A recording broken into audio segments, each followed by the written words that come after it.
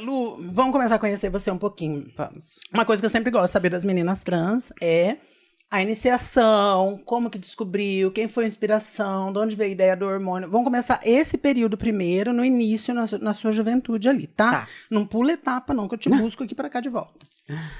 Então, Sempre pertinho do eu microfone. acho que eu sempre me enxerguei mulher desde o começo, desde criança, mas a gente não entende essas coisas, né?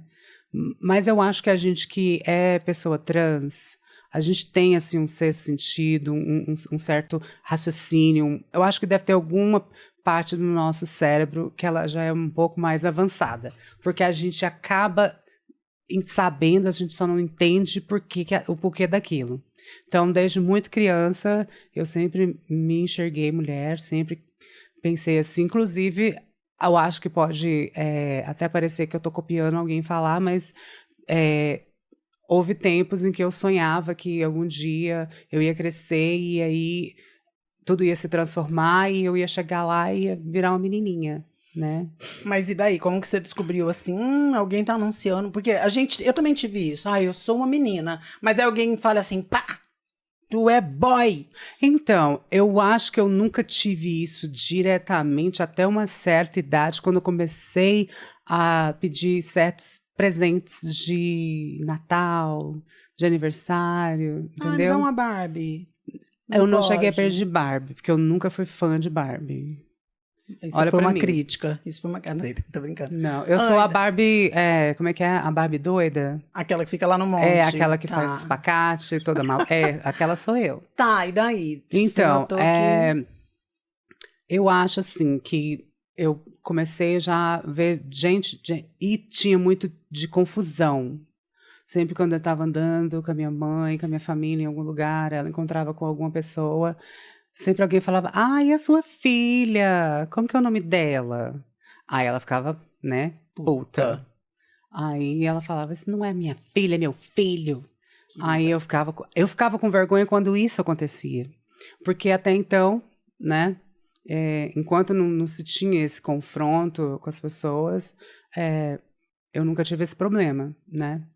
E aí foi indo... Eu fui crescendo, fui tendo mais ou menos uma noção do que estava acontecendo, até que começou mesmo, assim, chegar numa idade que já existia, as pessoas já começar a fazer bullying na escola, ou os amiguinhos da rua, falar, você é muito mocinha, você é muito menina, você não vai andar com a gente, porque você não vai dar conta de andar com a gente. Eu falava, você quer ver? Então eles sempre falavam assim, olha, você não vai andar com a gente porque você não dá conta. Eu falava, mas então... não dá conta do quê?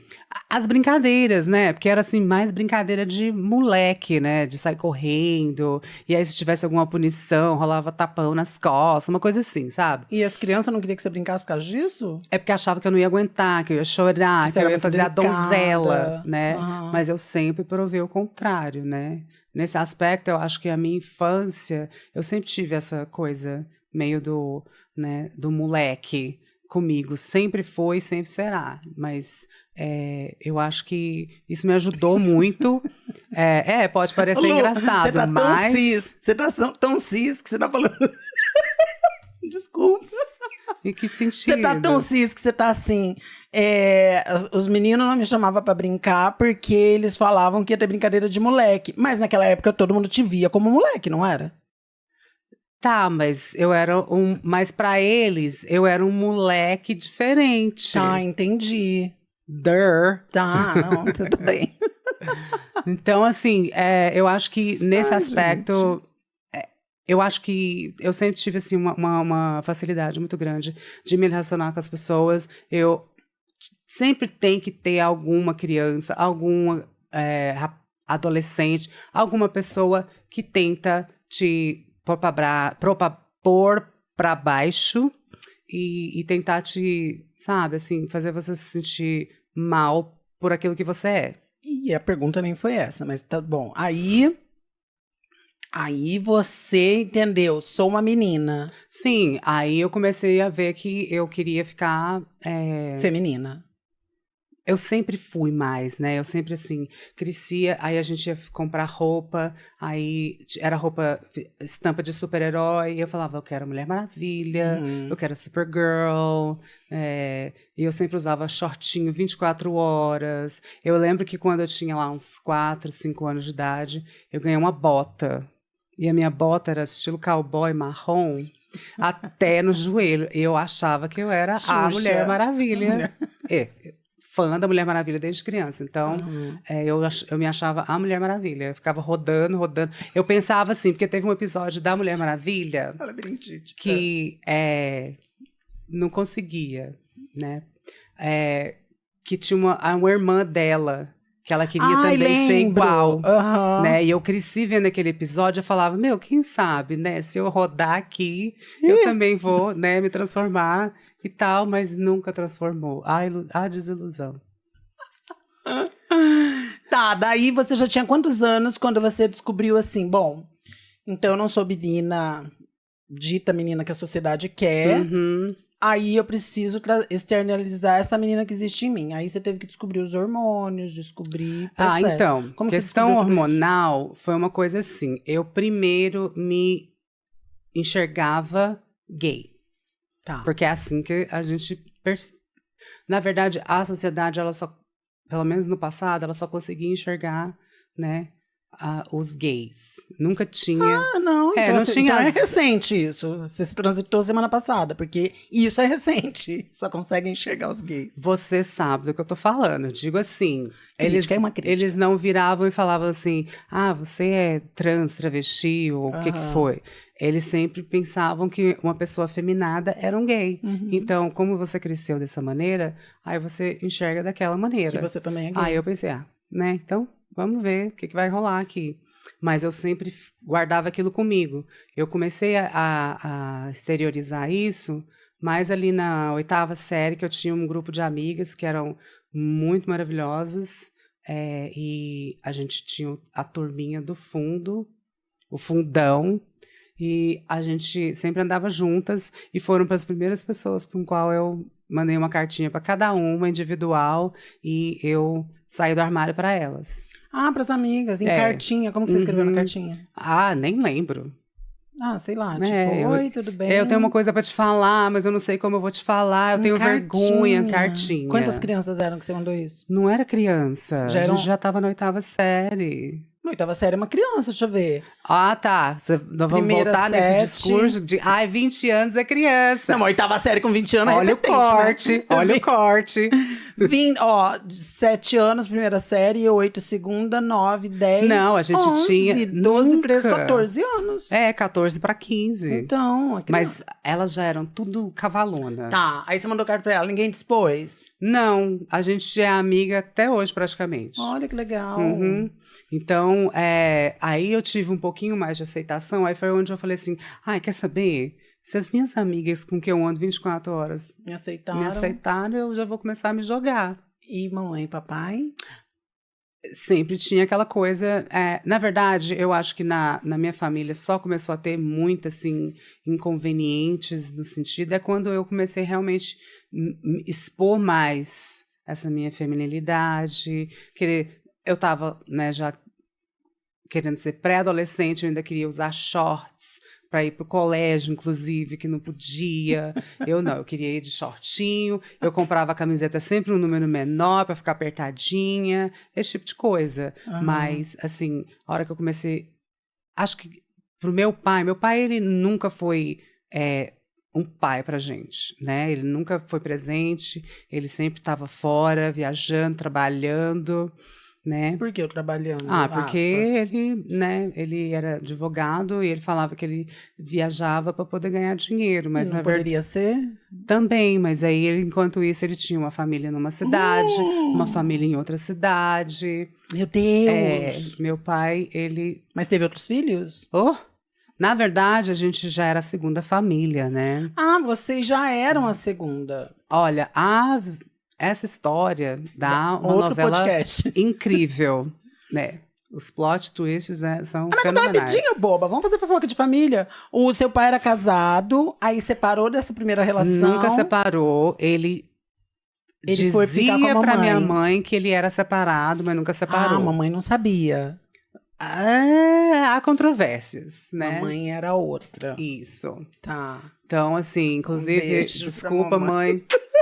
Exposed, mas Mamãe, se mandar 8 milhões de dólares, eu fecho o corta, podcast. né? Corta essa parte. Não, mas Tô brincando, enfim. pelo amor de Deus, não tem nada a ver com isso. Ele sempre teve essa família Aham. e ele nunca Falou largou. pra sua mãe. Eu acredito, porque hoje em dia os homens conseguem fazer isso. Imagina naquela época sem internet, aquela coisa toda. E tinha muito assim, dele querer. Quando começava a descobrir assim, as coisas, ele pegava e mudava a gente de cidade. Tanto que quando a gente morou a vida inteira em Goiânia, sou de Goiânia, Goiás. Pessoal sertanejo é babado, né, amiga? Ah, não sei, não tenho conhecimento. Tá, e daí? Aí a gente se mudou de lá, fomos para Rondonópolis, no Mato Grosso. Que longe. Então, né? Quanto mais longe, melhor. Entendi, lógico. Enquanto isso, ele sempre morou na mesma cidade, no interior de Goiás e tal. Inclusive, às vezes, a gente ligava pedindo ajuda, pedindo para falar com ele, falou, olha, as contas estão, né? Chegando, não sei o que e tal. Aí eu ligava, eu lembro que uma vez eu liguei e um dos nossos irmãos atendeu o telefone. Na verdade, foi uma irmã. Ela atendeu. Atendeu o telefone. Inclusive, a gente se odiou a vida inteira, né? Uhum. Aí ela atendeu Normal, o telefone e ela pegou e chamou o meu genitor no telefone e falou, são os bastardinhos no telefone. Mas então eles sabiam da existência de vocês. Até um certo ponto já existia, assim, o conhecimento. Eu só não sei qual que é a história que ele contava pro outro lado. Entendi. Pro nosso lado, pra gente, até um certo ponto, eles eram separados e ele estava casado com a minha mãe.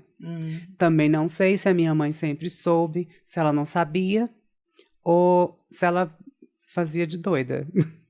Né? Bom, aí, tá, vamos seguir a sua vida, deixar de mames pra lá. Porque ainda tem vários, tem outra família, várias camadas que eu descobri sozinha, caiu no meu colo. Outras famílias. Uma terceira família. Seu pai tá vivo? Não. Tá. Uhum. Então não tem chance de receber um advogado na porta da minha casa, né? Não é? Não, ele era policial, ou advogado de porta de cadeia. Ele adorava, ele era de defesa, então... Entendi. Desse tipo. Aí você já tava nessa fase biririnha, colocando roupinha apertada pra ir pra escola, mas ainda faltavam conhecer outras meninas e os hormônios. Como foi esse ponto? Isso aí já foi bem um pouquinho mais tarde. Aí de Rondonópolis voltamos para Goiânia no começo dos anos 90. Ficamos ali ainda uns 2 anos, aí nós mudamos para Brasília. Quando a gente foi para Brasília, é que Sempre eu conheci Brasília. O mundo, né? Em Brasília.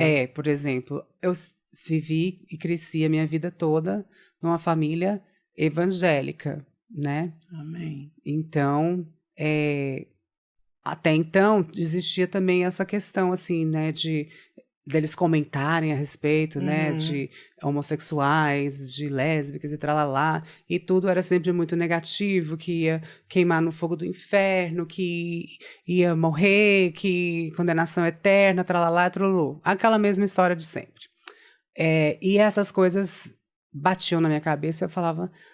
É estranho, eu sempre fui uma criança que sempre questionou muito. Graças a Deus, uma coisa que os meus pais me deram foi uma boa educação, isso eu não posso reclamar. Então, eu estudei a minha vida em colégio particular e eu acho que isso acabou que meio que foi um tiro no pé para eles, porque aí eles me deram um cérebro para eu pensar. Então, inclusive, eu... questionava muito dentro da igreja também. Quando a gente foi para Brasília, aí tinha a aulinha de evangelização de adolescente, das crianças, e ia para sala separada e tal. E eles falavam um monte de coisa e eu sempre questionava alguma coisa. Mas não tem que questionar a palavra de Deus. Eu falei, não, mas essa coisa está muito estranha, eu não estou achando coerente. Até o ponto deles, né, começarem a falar, né, que então, não traz essa criança mais pra cá? Não vamos evangelizar essa? Não, essa daí eu acho que ela já tá perdida. Brincadeira, mas houve uma situação mais ou menos assim, né? Por conta do questionamento. E a gente sabe muito bem que um pouco da religião é muito mesmo controle da mente, né? Então, como eles viram que eles não conseguiam me controlar, eles me rejeitaram.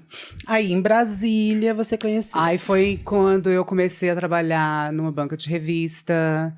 E nessa banca era de um tio torto meu, né? Ele era meu tio porque a esposa dele era irmã de um outro tio meu que era casado com a minha tia de sangue. Não sei se deu para responder, mas tá. Aí trabalhei lá e foi onde eu comecei a ver o mundo nas revistas, aí eu comecei a ler, me informar e tal. E naquela época já existia aquela revista chamada Sui Generis. Aí eu vi até, inclusive, reportagens e divulgação da revista na televisão, na época. Acho que pela Globo, não sei. E eu comecei a falar, vamos ler, vamos ver como é que funciona. E aí eu comecei a ler as matérias, as reportagens, as explicações que ele davam para os gêneros e tudo mais. Aí foi aí que foi acendendo luzes. Aí eu fui me entendendo. Eu falei, gente, tem uma coisa diferente em mim. Eu acho que é isso. Será? Mas eu ainda ficava com muito preconceito disso mesmo, porque a gente sempre tem uma visão assim de travestis e transexuais marginalizada. Que só vai ser vai trabalhar na rua, que vai ser bandida, que vai ser perigosa, que vai te cortar, vai ter um gilete debaixo da língua, toda aquela história. Só que eu ficava naquela, né? Parecia que uma coisa me chamava, mas eu sentia medo. Mas você não conhecia fisicamente nenhuma? Até só ali, pela não. revista? Teve uma época que eu, inclusive, fugi de casa. Antes de trabalhar na banca de revista? Não, depois disso. Né? Já tava assim... Já adiantou. Tentando me desvencilhar da família e viver minha vida. Fugi de casa e voltei para Goiânia. E lá em Goiânia... Porque nesse período você estava morando Brasília. Em Brasília, verdade. Aí você voltou para Goiânia. Fiquei lá em Goiânia, aí eu fiquei... Na casa de quem? Ah, minha filha... Ficava na casa de amigo aqui, ficava na casa de uma prima, de não sei o quê. E não avisou pra família onde você estava? Eu fugi. Essa que é a verdade. Fugi, eu queria sumir.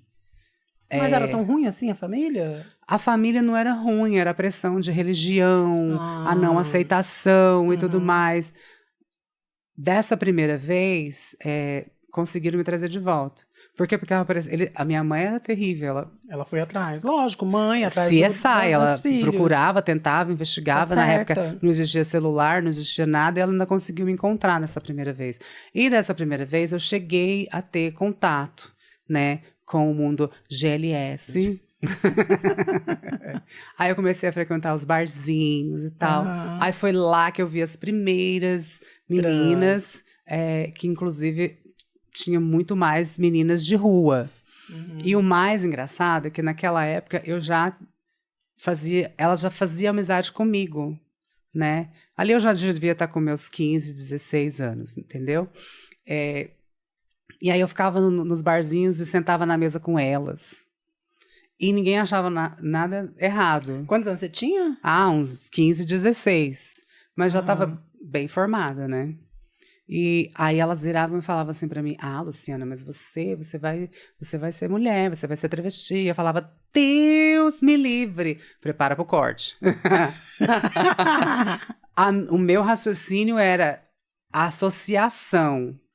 Entendeu? Eu não queria trabalhar na rua, eu não queria me prostituir, eu não queria ser marginalizada. Eu não queria viver uma vida triste e solitária e no meio da rua fazendo coisa que eu não queria. Aham. né? Essa era a minha definição de Deus me livre, né? Mas lá no fundo, eu amava estar com elas ali, eu me identificava e eu falava, meu, putz, legal e tal. Ah, inclusive, nessa época foi quando eu comecei a comprar minhas primeiras roupinhas. Mais femininas. Isso, aí eu já comprava mesmo as baby lookzinha, com as cores. Inclusive, a primeira baby look que eu comprei na minha vida, ela tinha a cor amarelo neon. Verde, limão. Aí você foi pra Goiás, fugiu, tananã. Aí sua mãe em Brasília te achou, levou pra cá. Não, levou de volta pra Brasília. Aí chegou em Brasília, como que foi você contar? Aí, como que foi?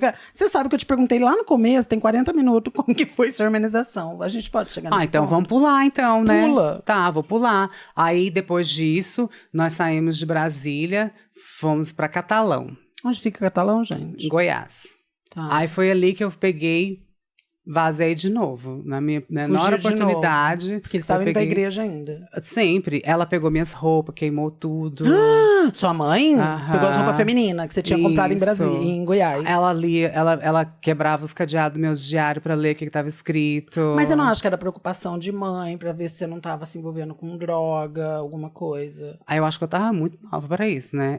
Não, droga ela tava atrás daquilo que ela mais temia. Né? A sua sexualidade. Tadá. Então, dessa vez, quando eu fui embora, aí eu falei, agora não me acha mais.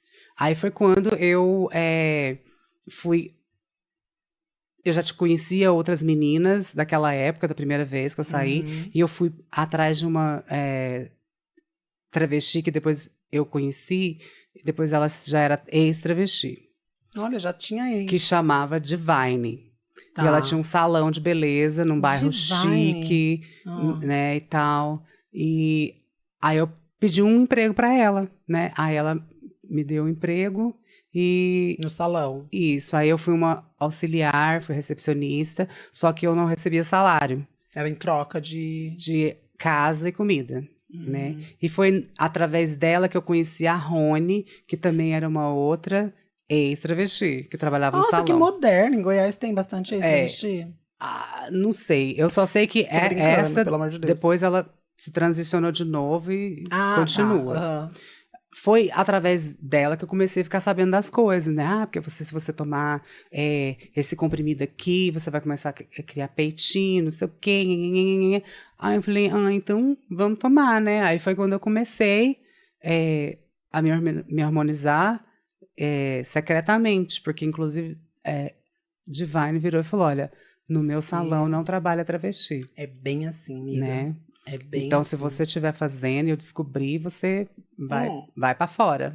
Mas ela já era trans nesse momento? Ou ela tava destransicionada? Não, ela tava destransicionada, mas ela sempre se vestia com uma roupa mais feminina, tinha o cabelo mais comprido, caracolado e tal. Todo mundo chamava ela de Divine, mas ela não se identificava mais com... não vou criticar, não vou falar nada. Eu ia falar.